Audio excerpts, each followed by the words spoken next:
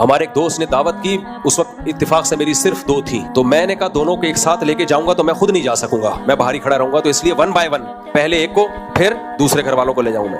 تو جب ایک گھر والوں کو میں لے کر گیا ہوں, آدھا گھنٹہ پونا گھنٹہ گزرا, وہ ٹائم پہ گھر والے آ گئے اور میں لے کے چلا آیا. اب دوسرے کو لے کر گیا, دوسرے گھر والوں کو, ان کو وہاں ہو گئی دیر. اب دیر ہو گئی تو مجھے فون کرنا بنتا تھا, بھائی کیا ہو گیا, اتنا ٹائم کیوں ہو گیا. 2-3 دفعہ میں نے فون کر لیا کیونکہ لیٹ بہت ہو رہے تھے, لیٹ نائٹ, دیر ہو گئی تھی رات. میں نے ان کو لے آیا بہرحال. 2-4 دن ہمارے گزرے, اس کے بعد لڑائی شروع, ڈرون پہلی والی سے, جن کو پہلے لے کر گیا تھا نا.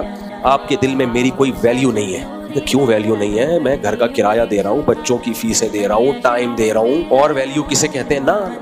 اب اچھا, خواتین کی عادت ہوتی ہے اصل بات نہیں بتاتی ہیں, شروع میں یہ سیاستیں چل رہی ہوتی ہیں. جب اس کی ڈیپ میں گیا تو پتہ یہ چلا کہ جنہوں نے گھر میں دعوت کی تھی نا عقیقے کی, ان کی خواتین کا کہیں بعد میں رابطہ ہوا پہلے گھر والوں سے, اور ان کی خواتین نے ہمارے پہلے گھر والوں کو کہا کہ جب آپ آ کے بیٹھی تھی مفتی صاحب کا ایک فون بھی نہیں آیا, جب دوسری آئی تھی کم سے کم 5-6 کالیں کی ہیں, اتنی فکر ہے.